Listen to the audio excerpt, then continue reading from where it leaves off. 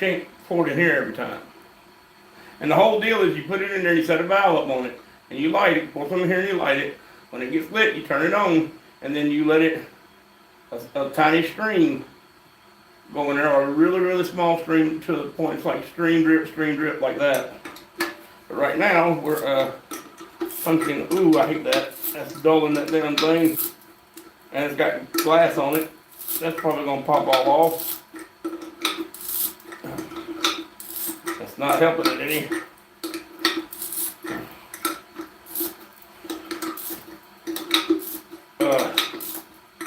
But we need to fix the pot. Of course, it needs to be,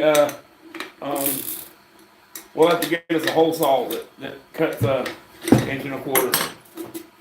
Alright, so that's back on the bottom again, because you don't want the pipe running uphill. Because it's running uphill, it means downhill as well. Glenn said, hey Scott, Lisa and Tara, and high five Tara. Hello Tara. Hello Glenn. Hello, Glenn. Hello Lisa. Hello, Scott. It's 1:31. Okay. Go wash your hands and change clothes. Alright, go ahead and get that pan out of there and move that wood around so you can put this one in there. We're experimenting. We made a oil burner a while ago, but the pot melted. It was an aluminum pot. We knew it would melt, but it worked really good. So I got other things to get. I got to get a storage tank to store the oil. I have a line. I have a copper line that will let the oil. Oh, I am so tired of dropping crap. I got it. Well, this got grit in it. That'll dull a punch in a heartbeat. Take grit with.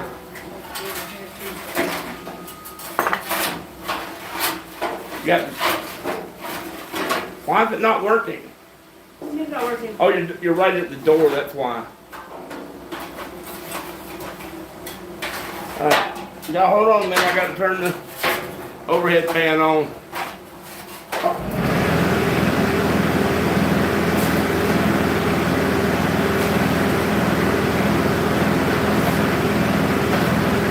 We need some 3/16 steel that I can roll in a circle. I would cut the bottom out with my plasma cutter, but my plasma cutter quit. And it's out of warranty, so no fixing that. So here we go.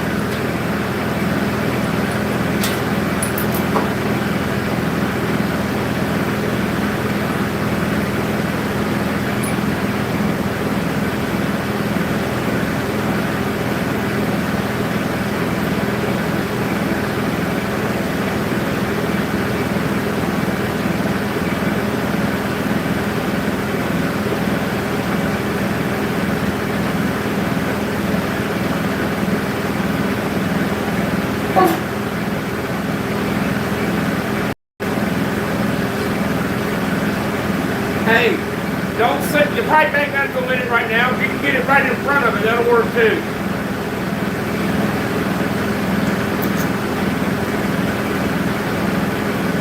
Put your crumbled up paper in there.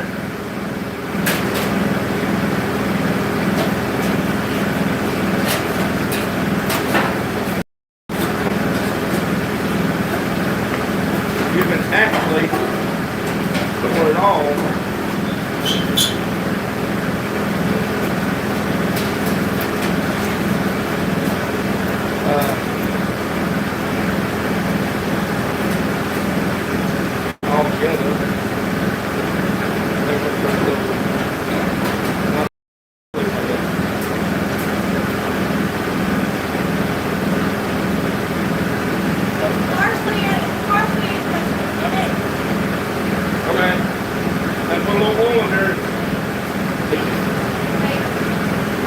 Paper.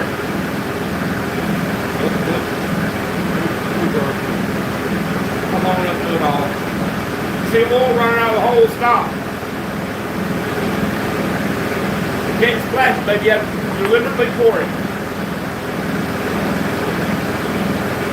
You see oil running out of the hole?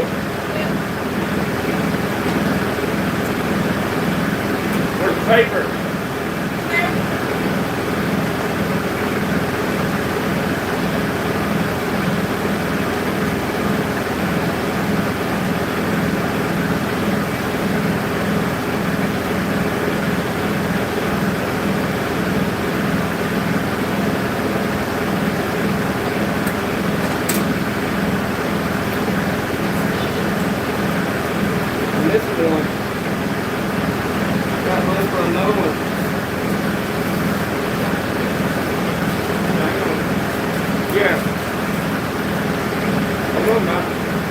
Here they are.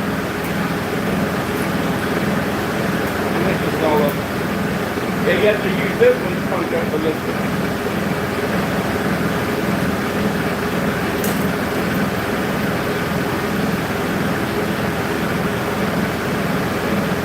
Is it blower running on it?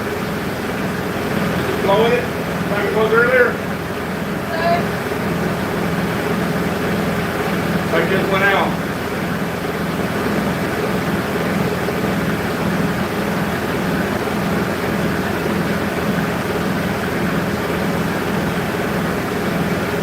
Is it not blowing in the hole right? Oh yeah, look at the angle. We'll make it straight.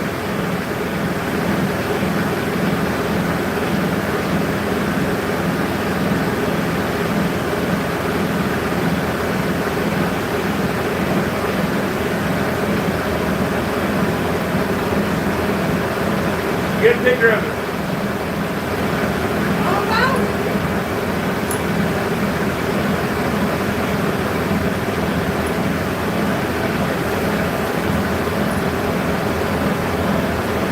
Oh, in here with this. That's what I got all this all put together. I don't know.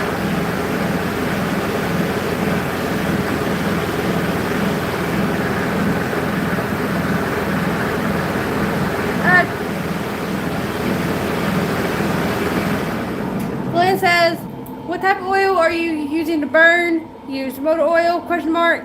Peter said, good day, mates. Peter says, if we are goofing in the shed, should I get some good catches? Should I get ready for some good catches of the day? Yes. Alright, there you go. Use motor oil. Actually, brand new quarter oil for quick concept.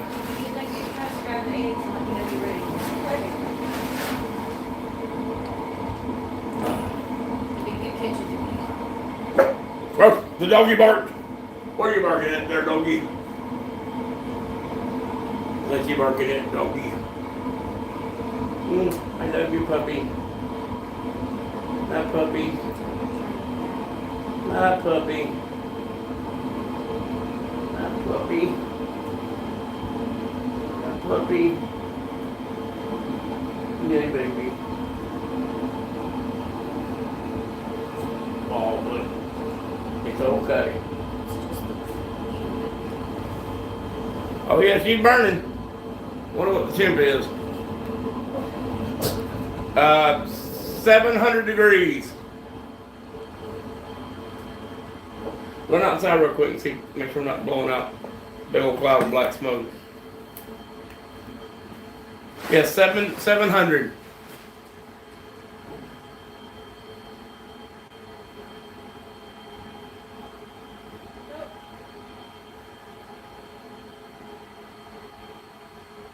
Now we just need a storage vessel. We need a storage tank and a valve. And I have a copper line, but I think we're going to use steel line to come outside, and then we can go to copper from there. I believe the copper will melt, and so we'll turn it into a used oil burner, and not a wood stove anymore.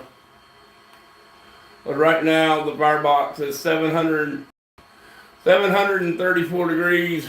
The door 3. Yeah, right there where the fire is. That's about 725.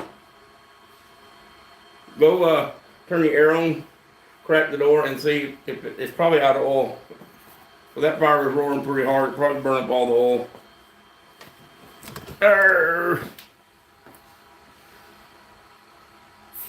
That's good, that's good, that's good. The first good, that's good, worked. Probably out of oil.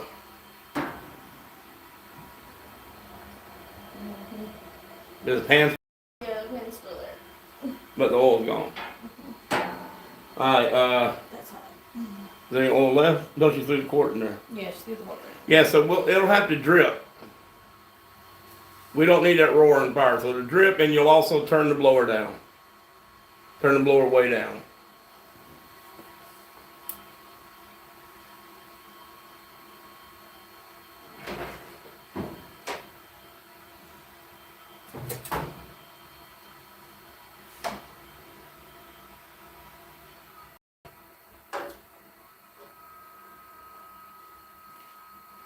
Although it's not blowing on the fire, it's still blowing air in the firebox, and the wood is still burning as a result.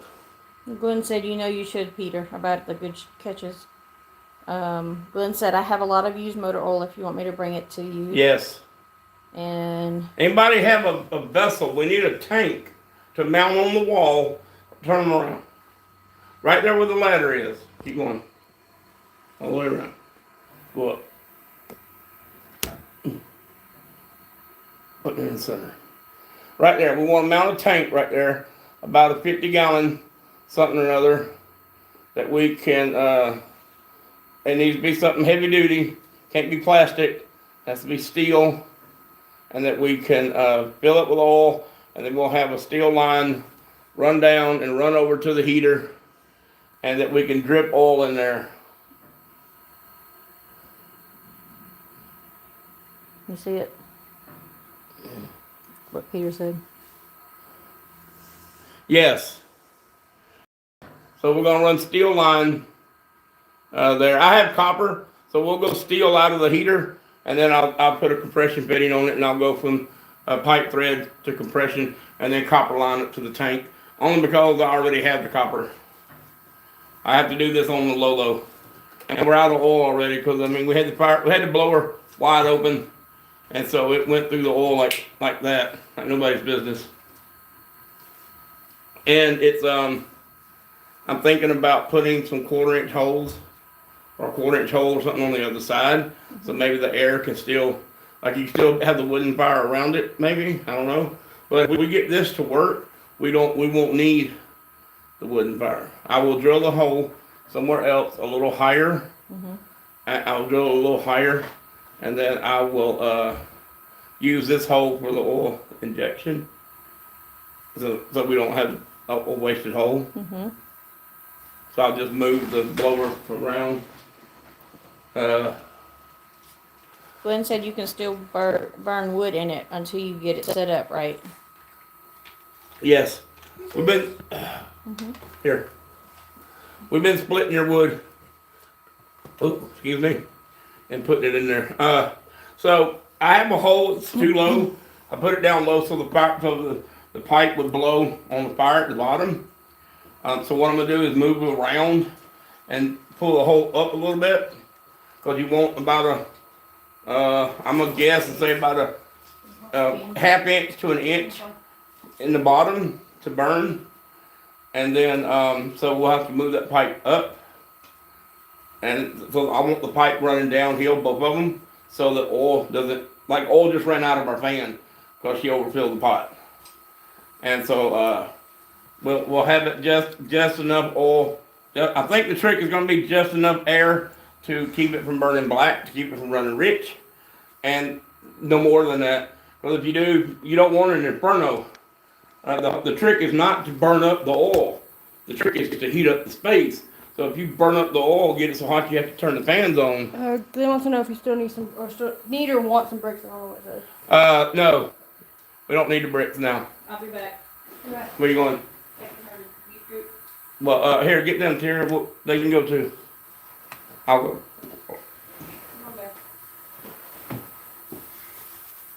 Y'all going for a ride? Sir, is Mark, go check this thing. Make sure it's going to turn the air on. Oh, your mama left it on. No, it's off. Oh, she must have turned it on. Yeah. Why is there no air blowing? I don't hear it blowing. Cause the tank isn't on. Oh, the tank's empty? Yes, sir. Yes, sir. Let me come over and check out the metal can and see just how warped it got, if it got warped. The only thing is now that the fire's out of the oil's out of the pan, nothing there to blow the fire. Alright, we'll reach in there and move the pan out of the way. Try not to hit me in the face with it.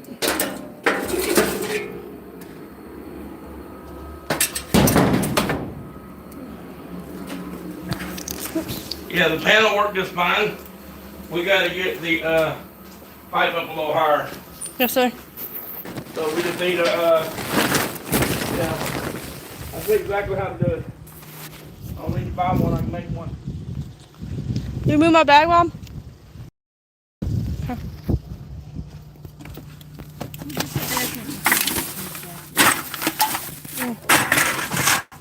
That's nice.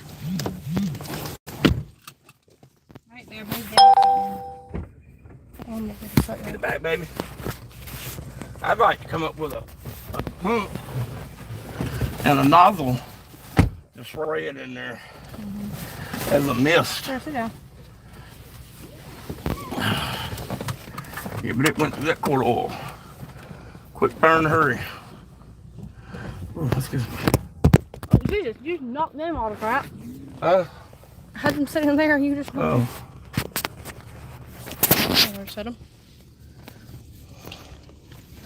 Here, where's my phone? Right here. Oh. Because you need to text. Jason, Sarah, if y'all are watching, we're going to run cheer to youth group. And we'll be back. We're going to, my parents are dropping me off at my youth group. That's where we are going. How long is the youth group going to be? 30 minutes maybe? 2 to 4, like always. 2 to 4.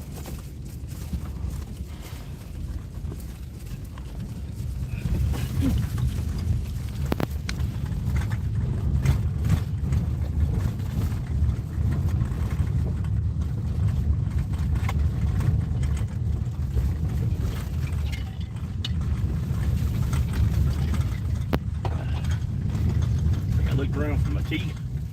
My teeth was gone. You had about a million yellow. That was what? I wasn't your tea. I was your tea. Because that's the tea I was drinking. No, what tea glass was empty? This one? Yes. Yes, that's mine. I made it this morning. Right, and it got empty. You brought it up to me for my breakfast. And then I filled it up with tea that I found around the shop. So you're drinking old tea with dust and crap and all kinds of stuff in it. No, I just went and filled it up. After you drank all my tea out of it. Whatever. You had another yellow. Doesn't matter. I don't know what that crap is they put there, but it ain't working. I see.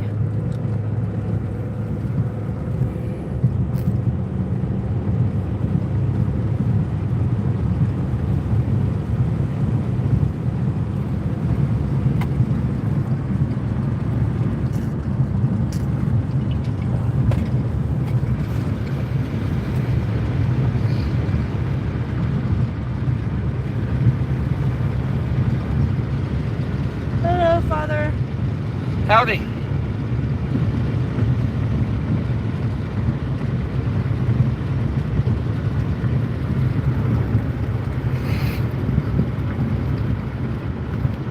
Lynn says, Scott, I may bring that snapper mower to you on Tuesday. Okie dokie. Works for me. That's gotta go. That's not alright. That's not. What are you going to not one piece anymore. Peter said, you seem to be on the wrong side of the car. We are. Well, on the wrong side of the road, too. We're on the right side of the road. Anna's. Yeah. You ever heard of driving on the left side of the road? How you gonna make a left turn from the right lane? I mean a right turn from the left lane. That's against the law. Same way you make a left turn from the right. Yeah, but somebody's gonna come up beside you and hit you. That's why you make sure nobody's. There you go. Now, ask Peter. Okay, Peter, I'll ask you. In Australia, in a boat, most of our boats, well, bass boats, some of them, most of our boats steer on the right, but we pass on the left. We do that, so we pass on the port side. We do that so that the drivers are the farthest apart from each other when they pass, so that you're not right beside each other. Now, I think what they should do is, I think we're all on the right side of the road. We're driving the wrong vehicles. Australian vehicles need to be in the U.S. and American vehicles need to be in Australia. Let me explain to you why. If I'm in the right lane driving, in the right side of the vehicle, and you're in the right lane driving, and we pass each other and have a head-on collision, we probably stand a more than 50% chance of surviving, because our cars are going to be hit over there, not straight on in front of us. Whereas the way we're driving now, if we cross the line just a little bit, we're driver on driver, and we're going to hit in front of the impact. Peter said driving on the left means your right hand is free to use your sword. That's probably true. I like that. But hey, on the lake, our boats are on the right, but we pass on the left. How do y'all do it? If two boats are coming at each other, do you go on the port side of the boat? His port now, not your port. His port.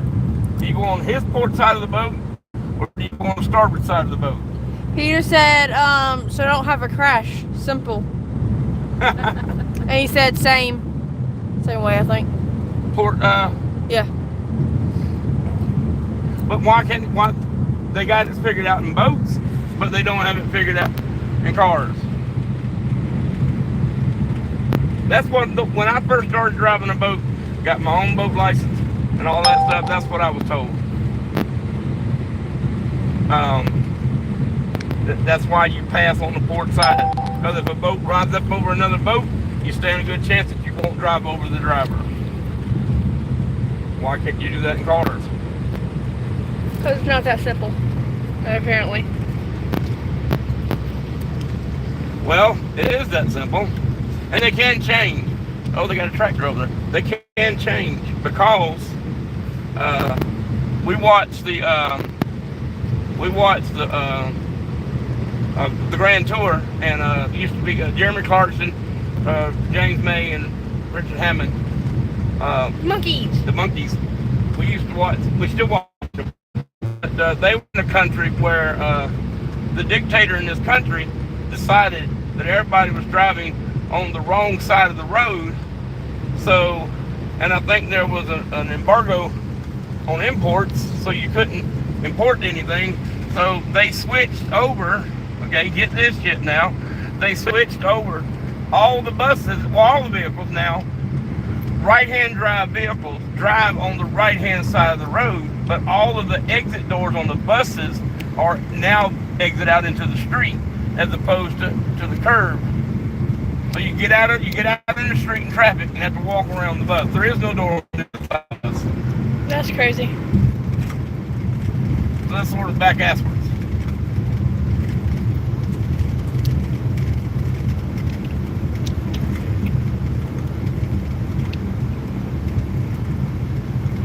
I heard something on the news that they were, maybe it was old news, but they were going to go to 5 trailers on a road train in certain parts of Australia now instead of 4, or they're going to 4 instead of 3.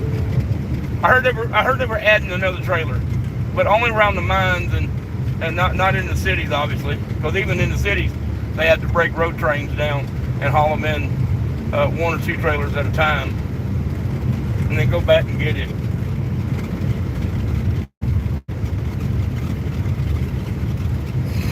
I wonder what she's gonna be in now. Oh, plus 1 o'clock. She'll be in the cow of the truck.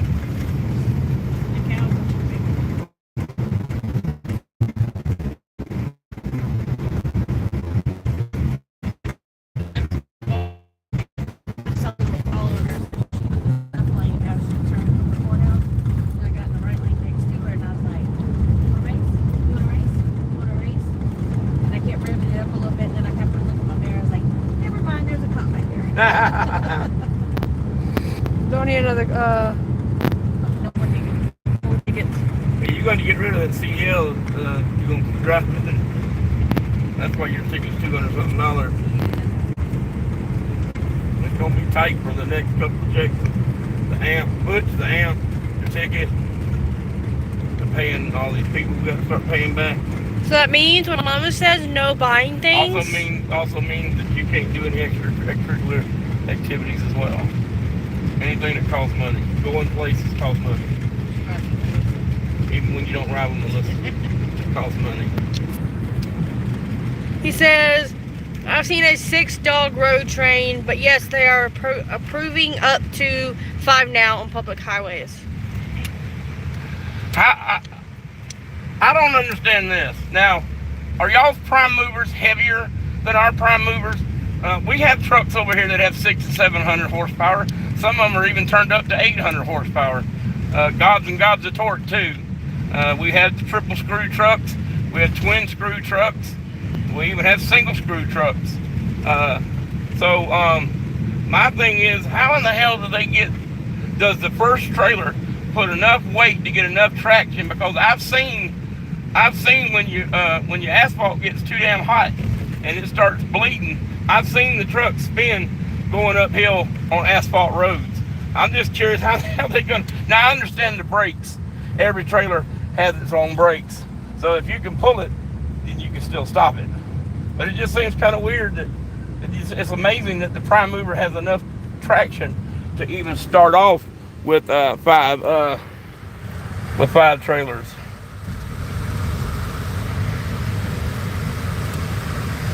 We have big distances, I think. Well, yeah, I know, but we are over here. Over there, y'all semis are bigger all the way around. But ours, we have some old Kenworths that are like for moving, like the prime movers that move those mammoth trailers and those multi-axle, multi-steer transport trailers. So we still have some pretty big trucks. Peter said bye. Where's she at? Peter said bye. Bye. Say bye, Peter. Bye, Peter. So I watch a lot of documentaries on trucks and stuff, and we watch Outback Truckers all the time and documentaries on them and stuff. It's I think it's fun. Hello. Hey, Ashley.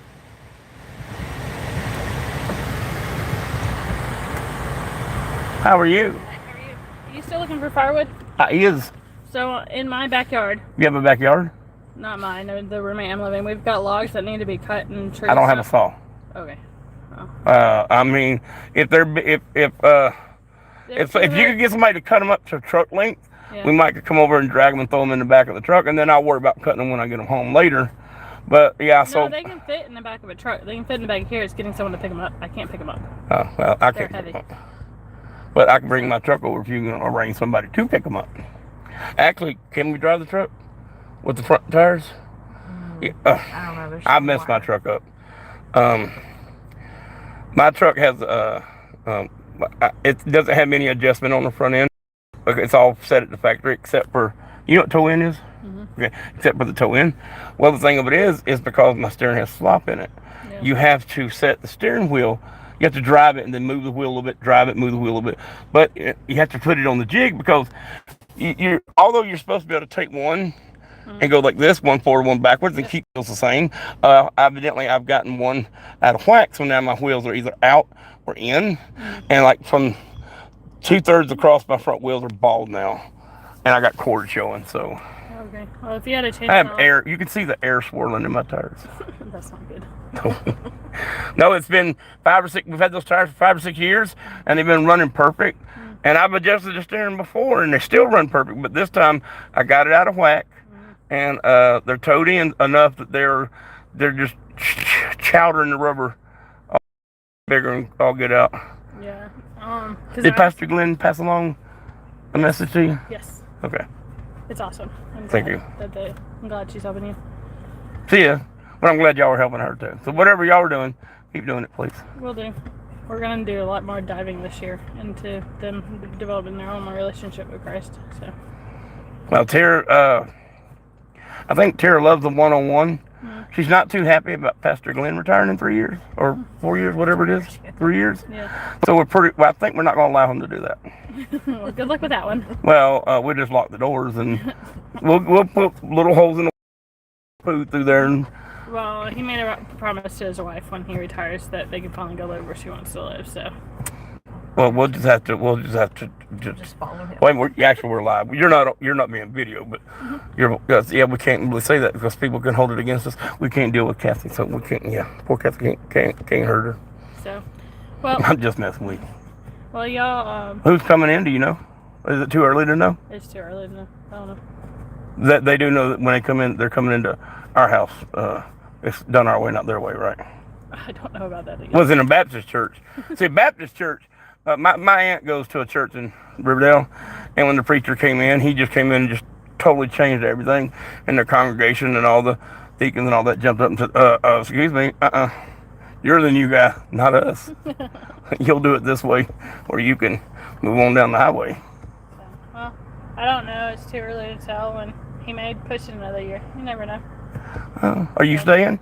Huh? Are you staying? As far as I know, I'm not leaving anywhere yet. Okay. Well, we love you. So, love y'all too, okay? All right. Have a good day. See ya. All right. So, Glenn said bye. Well, you're too late, Glenn. Tara's been gone 10 minutes. Anyway, even on the dirt, I watched some of those road trains. I've never seen no more than 3 on some of on the dirt roads and roads that are full of washboards. Is that Lizzie? Mm-hmm. Hey, Lizzie. Angela. I'm at Joe.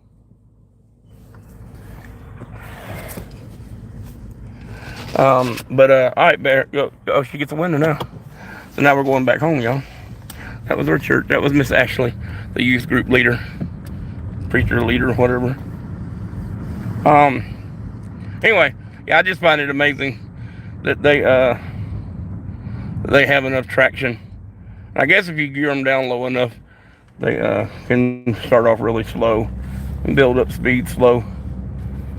Can you imagine 100,000 pounds or 100 tons? Not 100,000 pounds, but we have 80,000 pound trucks. But 100 tons, 5 trailers behind you.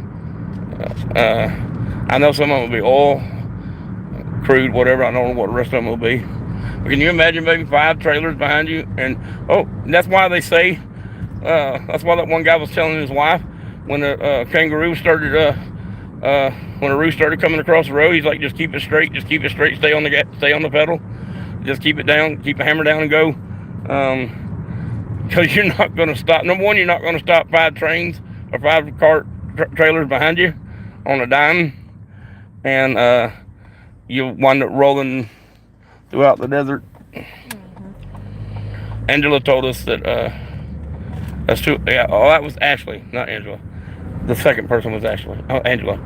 She's from Australia. I don't know what part, but she's from Australia. She told us that when they lived out there, they would go from one side to the other or whatever.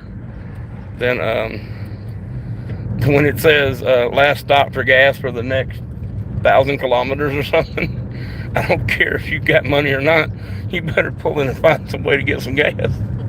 Because the chances of you running out is 100% if you're not full.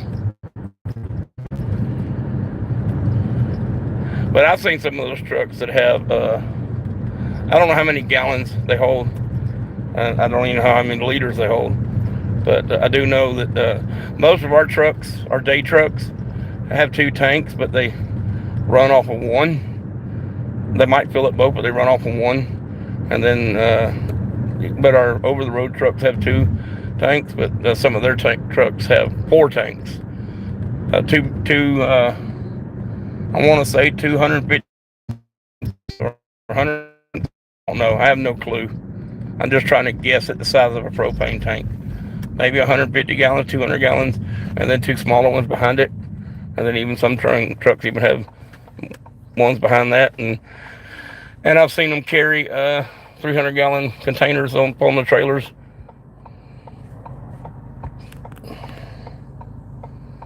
Where are we going? Home. What are we doing? stopping at a stop sign right now. See, I think they should outlaw stop signs. Oh, no, they shouldn't. People would stay at home and stay off the damn road if they outlawed stop signs. Who wants to get out there and drive if you're going to get T-boned? Stay at home.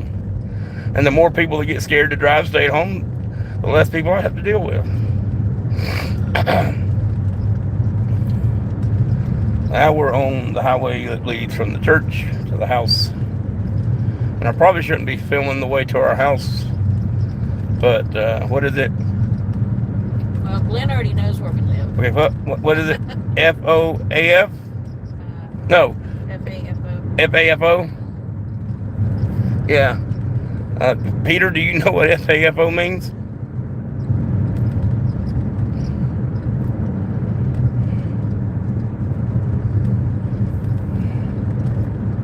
Peter's probably asleep. He's probably dozing off. He's up all the time. He's worse than I am. I mean, I get stuff popping up on Discord all the time. That's what I was wondering too. I was like, does he ever sleep? Yeah, I wonder. There's a creek down in there.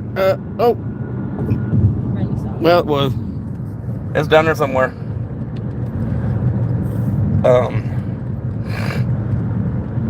But I would love. I don't know if I could handle what Steve Graham does and Turbo and all. And I can't remember the guy that the other guy that was on How Ridiculous. I can't remember his name. The one that has his own trucks. And then Rich McDonough. We call it McDonough, but they call it McDonough. So anyway.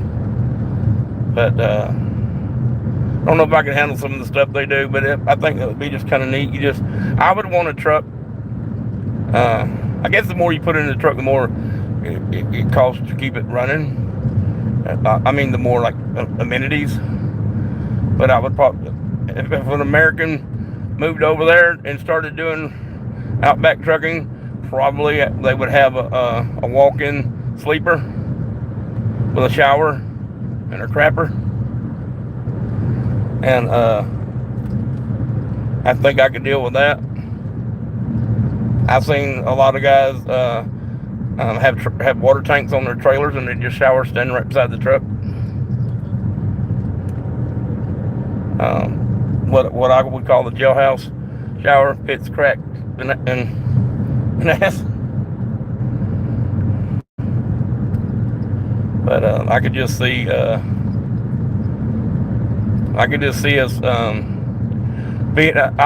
stopping in the middle and going, you know what? 800-900 miles that way is the nearest gas station. 800-900 miles back the other way is the nearest gas station. Over off of there is Aboriginals that want to kill you.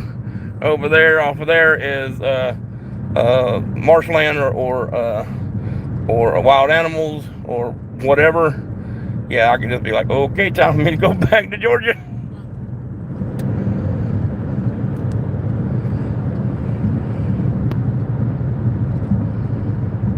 Big distances, Peter. Yeah, y'all have humongous distances. I see some of these guys that take some weeks to go from one side to the other, or from one. Hell, there's some dirt roads that take weeks to go down because you can only go half a kilometer an hour or something. It makes a big difference going 20 miles when you can only go a quarter of a mile an hour, because it'll shake your truck apart. You're gonna whip around and back it in there, ain't you? I was, but that van's fixing to leave, I think. So that skips on. That's good. You can still be turned around and in there before the new gas station they opened back up. Peter just went by in that truck. That was Peter. That was Peter. He looked right at her. Yeah, you're being filmed. Or recorded. Not being filmed. Oh, look at her. Lisa's about to back into somebody. We're in danger. Danger! I'd like a raspberry. I think I'm gonna start what do you say, a registry? I'm gonna look into it, see if I can. Uh, um, I think you can put. I think no, SB Secret did a link to their Amazon store. Yeah, but they sold stuff. I need a way for people that want to contribute. They can go in there and see. Oh, they need a $8 piece of filter material to make new filters out of, and I'll just drop that to them instead of sending them money. 6 inches. Wow. Shut up. Getting on my nerves. Yes. What is that up there?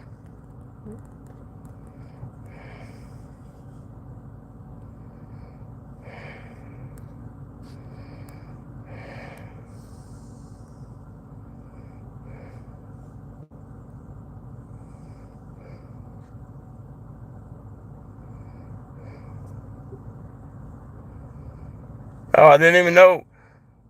Yeah, they're just now getting through, Peter. Oh my God, let's see. Yeah, I feel like I should not be hearing this. Oh my God, yeah, that just now popped through. 3 is common, or 4. Economic make 5 a better. I got stuck behind a mining machine on 2 flatbeds using 4 Jimmys at the front and 3 in the rear. I have seen that big ass crap on 2 trailers running side by side. Now those drivers know what the hell they're doing. To keep the revs the same, to not wander left or right, or apart or together, and to be able to make turns and match gears and all of that stuff. I think that's some impressive stuff right there. Yes, F around and find out exactly. So come to my house, people. You will FAFO. We don't waste water on showers here.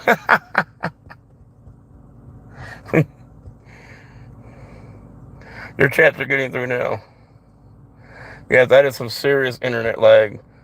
Your internet lag came in at I don't have a clock. All the car clock has got something up on the screen, and I'm on the live, so I can't get it.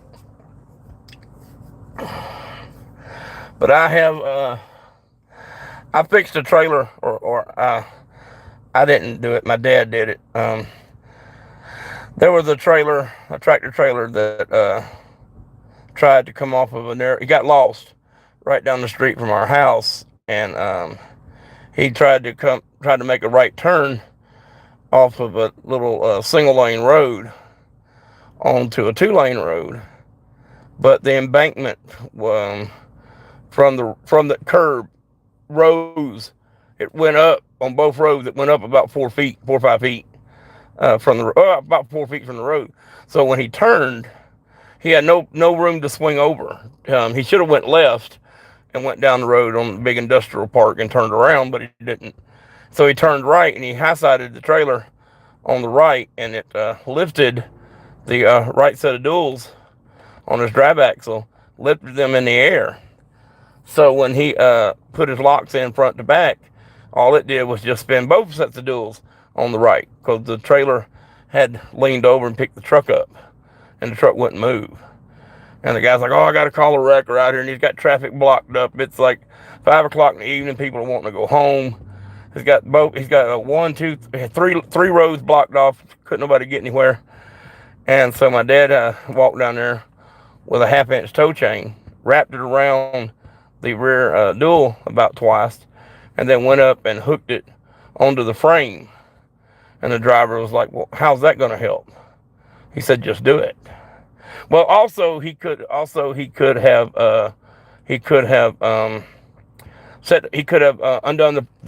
the parking brake and undone the airline from the parking brake canister, so that when he took the service brakes off, the brakes would have stayed on that wheel. But all you do is chain that wheel down where it can't turn, and when you let the clutch out, the differential will send power to the wheel that can turn. And he was able to drag the trailer up over the embankment, and you have to go at a pretty good clip. And once you get moving, you can't slow down until you get firmly on ground, so that your tires that are chained have to slide, Because if you stop as soon as they hit the asphalt again, they'll just break loose and spin. So you have to drag them not far. You don't have to flat spot them. Just get around the turn enough, get enough weight, get the trailer lifted off the other side. And as soon as they did, they backed up, unwrapped the chain, and down the road the truck went. I have done that in a dually pickup truck before too. I did it in a dually pickup truck.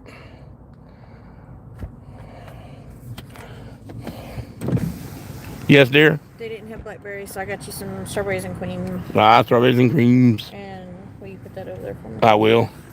The wife has me doing domestic stuff. I have no place. Y'all, I gotta lay y'all down just for a second. Camera's going by. I can get something to drink.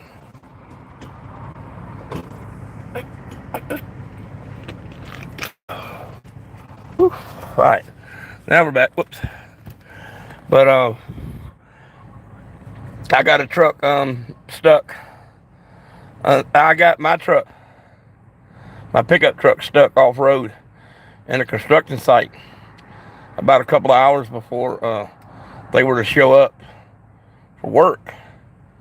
And I was just cutting donuts in the mud, and I couldn't get. I had a big compressor setting on the left side of my truck, so the truck was weighted on that side, but the right side just would not get any grip. So I took and set my parking brakes really hard, buried the parking brake pedal in the carpet, and then got out and put a pair of vice grips on the parking brake cable. And this is mechanical parking brakes. Put a pair of vice grips on the cable going to the right wheel, and then lock that down, and then release the parking brakes. And so when I got in and put it in drive and meshed on the gas, the power went through the spider gears in the rear end and shot out all the power went to the left tire. I drug myself out into the road, got out, pulled the vice grips off the cable, and went home. Yeah, they do that in rock crawling and mud buggies and swamp and sand rails and stuff. They call them cutting brakes. You can make turns if you're steering sharp enough. You can lock down, say, the left brake, palm it all the way to the left, and you can make a really sharp turn in sand and also in like 4-wheel drive. If they're rock crawling, they'll lock down their left rear tire, cut it hard to the left, and crawl with just the front wheels, and it'll drag them around the turn so they can like turn back on themselves and stuff.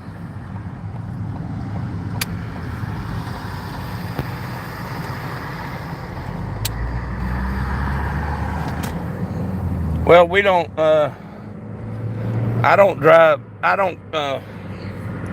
if I drove off-road more, I wouldn't get stuck either. And the only reason why I know how to get out is because now, well, after watching all these 4-wheel drives, wait, what happened to my phone? Is my phone dying? It may be dying, but the screen's black. On my end, the screen's black. Yep, it was dying. Yeah, see, they're over in Norway. I think it's Norway. The kids are taught how to rally. They know how to rally drive before they know how to drive a regular car. And so driving in the rain, driving on muddy roads. So you drive on our gravel roads 60, 70, 100 miles an hour, you're destined to hit a tree. These guys go down through there, that's their everyday travel to work. But yeah, I do know now I have a lot more experience, and I doubt that I would get stuck in those conditions now because I've watched too many shows. It's all about keeping that momentum up, picking your line, keeping that momentum up, keeping the revs up, keeping those tires slung clean, and but not too fast. If you go too fast, you'll break loose and spin and sit still. But yeah, I've gone through a lot of stuff. I've even had the wife do it. I'm like, just keep your momentum up. it bounces you around. So what? It's either that or get stuck. But yeah, I learned how to drive. Probably not in those conditions, but I learned how to drive. Well, first off, Peter, do you count driving a lawnmower learning how to drive? I mean, okay, basic driving, as in, if I turn the wheel this way, I know which way I'm going to go. Hold on. When I learned to drive, a tree was the last thing you'd hit. Deserts are like that. Screw you, Peter. If you hit a tree, you've gone If you hit a tree in the desert, you've gone way too far. You might hit a camel. That's pretty good. You might hit a camel. Or a roo. Or a cow. Or a drunk. Probably hit a drunk before you hit a tree. But yeah, probably hit deserts are like that. That's really funny, Peter. You got me on that one. But as you can see, there are trees everywhere around here. But I've seen some of those guys running those rally stages and coming around corners. I love to watch them do the Baja races and those 900,000 horsepower two-wheel drive, running 47 54-inch tires. Not 47 54, but 47 or 54-inch tires, two-wheel drive, with suspension that you can jump off of a 10-foot wall and land and feel like you're landing in a bed full of pillows, running 100 miles an hour. I'll have to send a link.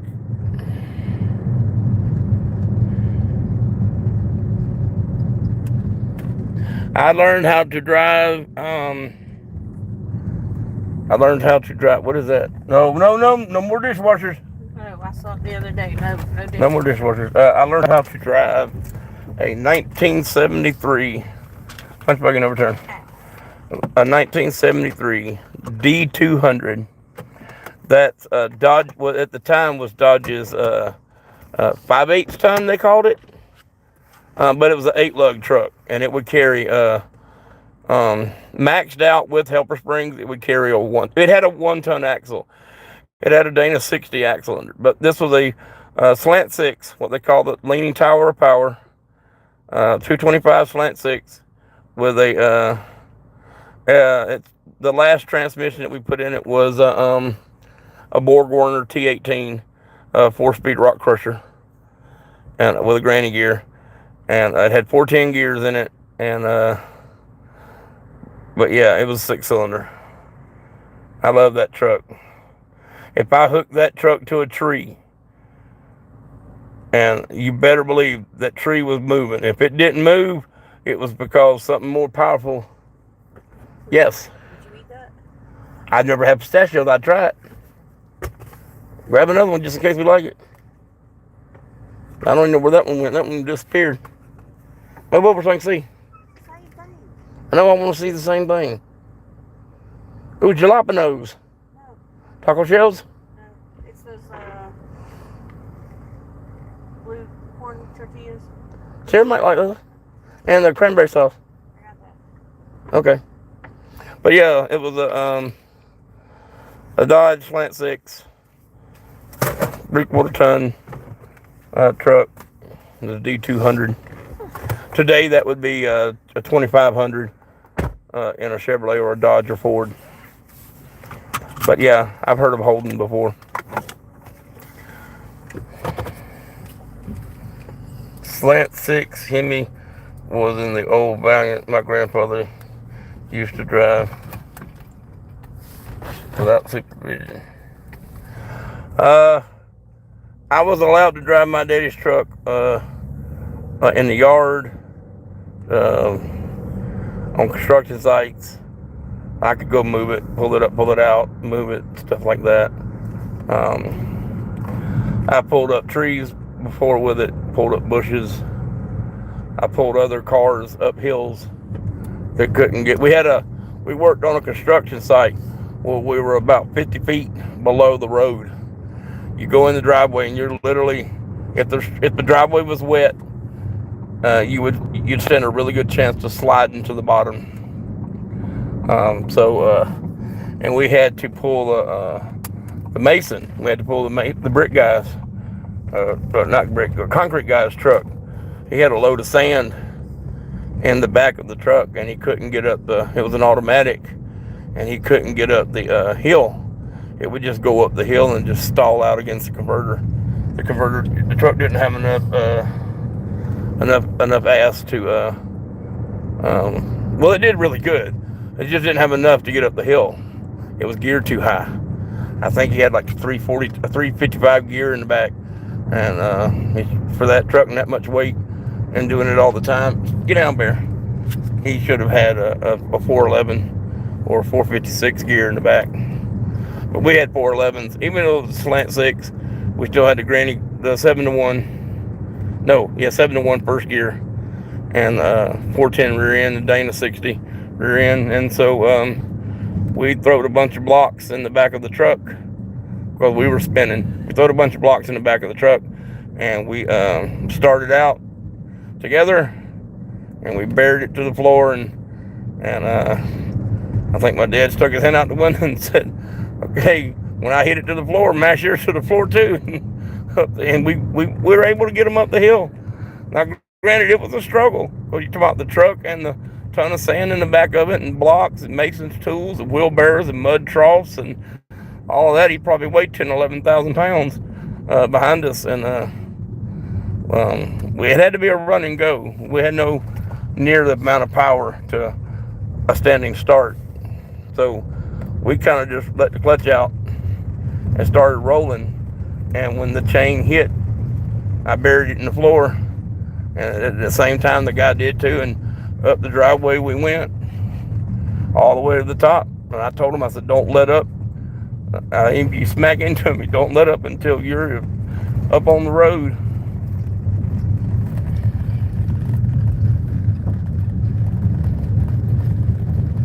We had Ford Falcons over here.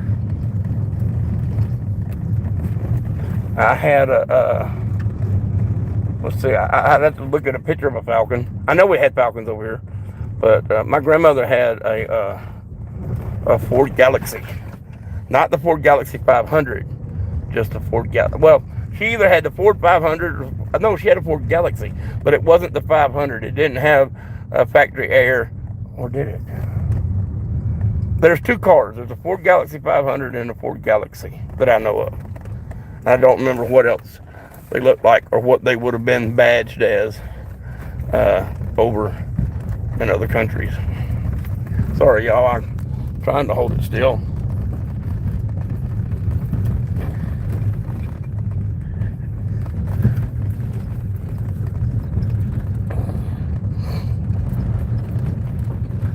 I've seen some motors that they have over 6 cylinders that are really good to be turboed and stuff. So I wonder, yep, they're home. Hey y'all, I gotta end this live. I got to help my neighbor here in just a little bit. I don't know where are we going. Oh. So Peter, Glenn, anybody else, and plus I'll stop all this shaking. But talk to y'all later. Why's the front door open? Where's Luna? I don't know where Luna is.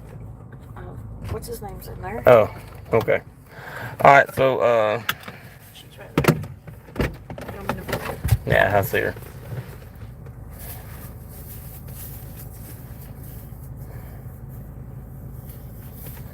Cool deal. Well, Peter, I gotta go. Sorry you didn't catch any things, but I got to get in touch with my neighbor, so I got to end this live. So y'all have a good day. Thanks for watching. Thanks for subscribing. And see y'all back maybe later today, probably tomorrow.